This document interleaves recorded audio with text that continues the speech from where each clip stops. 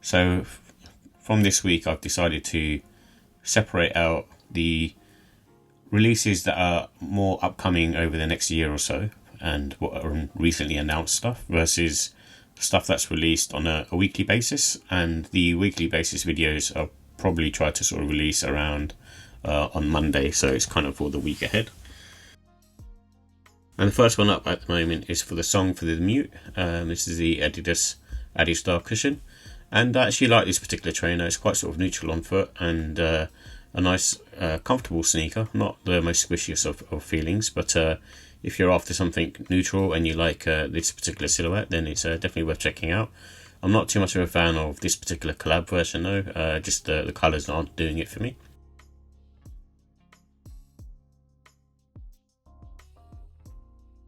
So here we have the Adidas Adizero Aruku, and this is a trainer that is being released by Adidas. They seem to have so many different types of trainers with like a lot of, I suppose, full stack foam material, and it's a bit confusing to me. And it's the same with all their runners. They have so many different runners. I think, in all honesty, if I was in charge of Adidas, I'd probably pare back a lot of their models because they seem to overlap one another, and I think it just causes market confusion. Whilst if you look at some of the pairs that are most popular at the moment, things like the Gazelles and the SL72 and the Samba and the Hannibal Special, they're all kind of known quantities, and that's why one of the reasons why they're popular, and obviously the price point as well, and they're kind of just easy to wear. And the problem is when they sort of introduce new silhouettes, it's kind of one on top of another, and rather than having, I don't know, 3 different full stack models, they've got probably about 7 or 8. And same for the traditional runners that they have like the Oswego, the Orketro, just to name 2, but I know there's a bunch of others with kind of various sort of similar type naming schemes. So I think they really need to sort of pare back and sort of concentrate on a few silhouettes at a time and sort of push some of the other ones into the archives until they feel like they've become more popular again.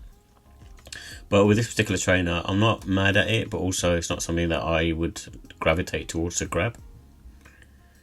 And there's also a collab version coming out from Atmos, and this one again just looks okay to me. It's nothing, the sneaker itself isn't really grabbing me, and to tell you the truth, I'm not too much of a fan of like full stack sneakers anyway. For me, I prefer using these types of things for running rather than sort of casual walking. And then also in September, they've recently announced is the Adidas Samba, Dia de los Muertos, and it's a Samba, and they've got 2 different versions, so they've got a white one and the black one. I actually like the execution of the sneaker. I'm just not a fan of the silhouette itself. I just find these Sambas to be, I suppose, very sort of slippery when you're walking around because they've got the little studs on them on the outsole. And there's a few times I've nearly slipped in them. So for me, it's not a pair that I just like. I just don't think they function as a normal lifestyle trainer. So I'm not sure why they're popular, or maybe I have funny feet that means I slip a lot in them. I don't know. And then also a model that's becoming a lot more popular now actually is the Adidas SL72, especially among the female audience. And so with this one is a Bob Marley collaboration, and I actually like the execution on this particular sneaker. I'm not a fan of the upper on these because it's got that nylon material pretty much all over, which isn't that comfortable and kind of creases quite quickly. But obviously these are budget sneakers, and the midsole is made out of EVA, so it does provide a little bit of comfort, but it is quite a narrow shoe. And for me, I don't know, maybe I might grab this one, but overall I'm not too much of a fan of these, but they seem to be very popular, especially judging from the review that I put out for a grey pair. Seems to be doing well. And then the New Balance, they've got 2 different versions of these neon polka dot. So they had a black and white pack came out, and now they've got 2 different other ones coming out as well, which is this blue colour and almost sort of yellow neon type colour. So it's not something that I would grab. If I wanted to grab these polka dot type patterns, then I'd definitely probably grab the white and black ones over these. And then we also have this University Blue pack, which is the 1906R and 2002R. And to tell you the truth, I'm not mad at the 1906R model. I think it looks really nice, and the materials used on them are really nice. And I think, like I said, New Balance are doing their thing, and I'm not mad at them, but At the same time, I don't know if I would actually grab any of the pairs, but if I did, then it would probably be the 1906Rs. And then another one, which is the New Balance 1906A Tech Explosion. This is coming in this sort of white colorway with like a multicolored midsole. And actually, these are starting to grow on me. Initially, I was a bit like, oh, I don't like the look of them, but I think more I saw the original Tech Explosion in this sort of silver color. It sort of more appealing to me, but maybe if I can grab them on sale, then I'll definitely pick up the original version that came out. And then we got the LaMelo ball, and this is the Puma MBO04 slide, and so it's a take off, obviously, of his signature sneaker. But it's one of those ones where, from the look of it, you know, from the material doesn't look like it'll be too soft, but you know, I might be wrong on that. But it looks like a cool sneaker, especially for like the youngsters out there. That's kind of looks like what it'll appeal to more. And again, it's got that sort of chunky slide vibe, similar to Yeezy Slide, but more rounded, I guess. And in fall 2024, we've got the Asics GEL-NYC utility. To tell the truth, I think they've made a bit of a misstep here. It kind of looks, you know, same as a GEL-NYC, but maybe worse for it in my eyes. I think, yeah, not for me. And then we've got this Kith Asics Gel Kayano 12.1, and this is in light sage colour. So the problem for me is a lot of the Asics models look very, very similar to one another, and I know they're sort of popular, but I'm kind of not completely bowled over by any of the Asics trainers really, and to tell you the truth, I'd prefer to wear New Balance stuff. But this particular colourway, I'm a sucker for anything with this sort of transparent overlay texture. I think it looks really cool and really unique. But I know there was another Gel Kayano that released over the summer by Kith as well, the 12.1s. But those were more in their sort of cream colour as far as I remember. And you know, both of them look really nice. Again, I think they'll be difficult to get your hands on really, so because obviously it's a Kith release.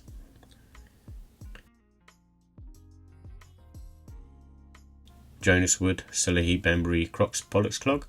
And with this one, I think it's actually nice actually, and because I got the Futura versions, which I won early on this year, and this is part of the same pack, so it's kind of, I think they're called Artist Pack or something like that, or Collaborators Pack. And this one also looks really nice as well, so they've done a good job on this, especially to keep the interest in the Pollux Clog. And then in the summer of 2025, we've got the Maniere Air Jordan 5 Burgundy Crush, and I actually really like the execution of these sneakers in general, and I really like the black pair. I think it's the Dusk pair, the Dusk pair, and those are growing on me more and more. But the problem is I don't really like wearing Jordan 5s. It just doesn't suit my style. But if I was to buy a pair of Jordan 5s, it would probably be the Dusk version. And you know, also the Dawn version. Both of them are very, very nice, and I kind of like the blue colour on the Dawn version more. So for me, I'd rather have the original two, but versus this one, seems to be similar to all the other Maniere colourways, but still very, very nice though. And then we've got the Air Jordan 4 Cavestone. This is a mock-up at the moment, but it's coming out in summer 2025. But if it looks like this, then I'm all for it actually, and I'd be really interested in it. I kind of like these sort of neutral colourways, and it does look like the Travis Scott version as well, so I'd definitely be up for this, and I think it would be very popular if it did come out looking like this.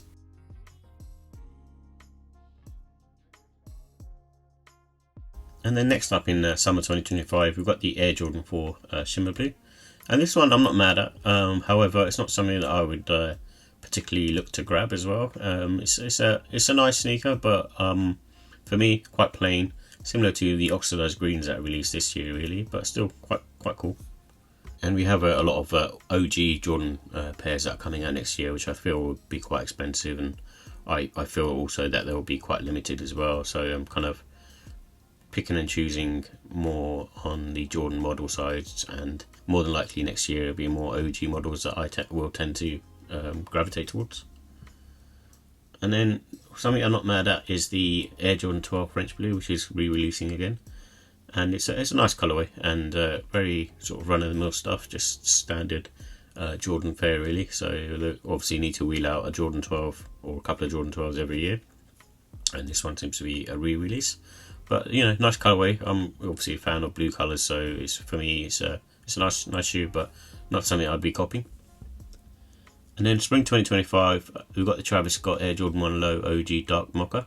And then this is a trainer that has had different, I suppose, pictures online, and I'm guessing some of those were fake, and this seems to be more the genuine of what the sneaker would look like.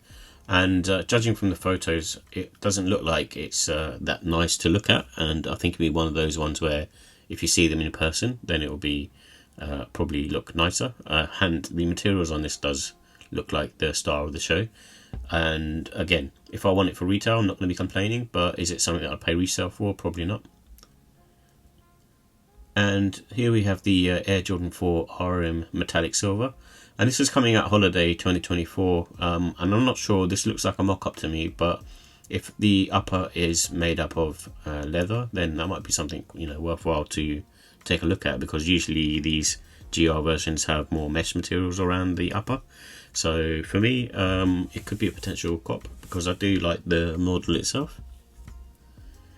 And then we have the Jordan 4 RM Black Hat Holiday 2024.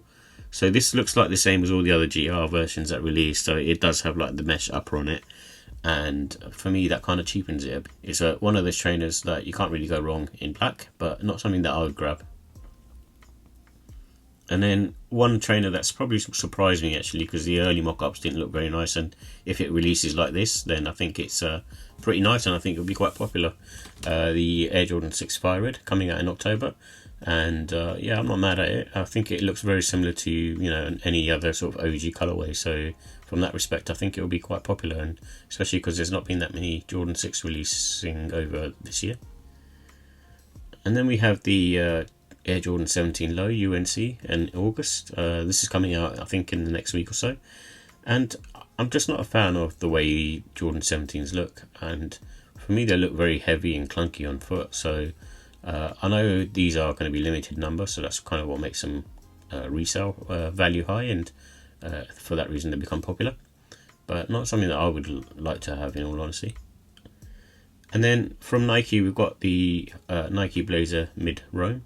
So this is where they've kind of done these hybrid models, kind of similar to taking like Uggs bottom half and then putting a blazer inside it. But I think this was probably fused all together in one, and it's part of their Rome series, which I think is to do with more sort of outdoorsy feel type trainers, and just not very nice really in my eyes. I'm just not feeling them. And this is the same for the Zoom Vomero. This is where Nike probably gets to the point where they're trying too hard. Just because a silhouette is popular, it doesn't mean you need to convert it into something else, and at least if you do, then make it better than what came before. And this one, again, just not doing it for me, and still prefer it to the Blazer version, but at the same time it's not something that I'm going to be instantly grabbing for. I think it's more for the die-hard Vomero fans out there. And then we have the Nike Air Force 1 Low Vanta Black. So Vanta is one of those colorways where they try to make it as black as possible, because black is quite a hard color to make up, and so therefore this one is supposed to be very, very black, and judging from the materials it kind of looks more like a nubuck material, but I might be wrong on that. But coming out holiday 2025, and I can't be mad at them. And then also to be confirmed is the Air Max Plus Dawn. So this is a take on the original Air Max colorways, which were inspired by palm trees and I think Miami. So, and then also the sort of sunset. So with these ones, it's making it sort of early morning dawn type situation. So for me, it's one of those pairs that if I could grab them on sale, probably grab it on sale, but I'm not eager to have them. I'm more of an OG head when it comes to Air Max Pluses. And then in fall 2024, we also have the Air Max Plus Naples. This is another one, I think, where they sort of trying too hard to make something different, but it just doesn't pull off in my eyes. But some people out there probably will like these, but not for me. And then another trainer that I'm not so keen on is the Nike Air Max 1 86 OG Powerwall. This is coming out fall 2024. And I'm just not a fan of the colorway. For me, it's not doing anything. I'm not really that fussed about it, and I know it was popular back in the day, but it doesn't necessarily mean it will be popular in today's market. But we'll see. And in summer 2025, we've got the Nike Air Foamposite 1, and it's in the Psychic Blue colorway. This is a mock-up, but I imagine it will look very similar. But if they keep releasing these Foamposites, I think they need to do something different in terms of colorways, because they all look very similar to each other. So this is very similar to the Raw colorway, but being more on the light blue side, almost university blue, it might be popular, especially in the US. And then also we have the Nike Air Pegasus Wave. So this is a take on the original Pegasus 2K, and being brought up to date slightly. So it's got certain changes made to the upper to make it more contemporary. And to tell you the truth, I'm not mad at it, actually. I think it's something that they've done to it where it looks nicer than the original model in my perspective, from my perspective. So see when other colorways drop, and I might change my mind on it, but for now I think it looks cool, and it might be to do with the colorway itself, I don't know. And then in holiday 2024, we've got the Nike Calm Mule, and I already reviewed these, but this is coming in this sort of furry texture, and obviously made for the winter, so kind of almost slipper like, and I'm sure it'll be popular among the females out there. And then in September, which is something that I'm gonna cop, is the Pata Nike Air Max 1 Chlorophyll. I just really like fan of the sneaker. It's made of all upper mesh, got that kind of OG look to it, and you can't go wrong with a small swoosh. So for me, it's definitely worth seeing if I can grab in September.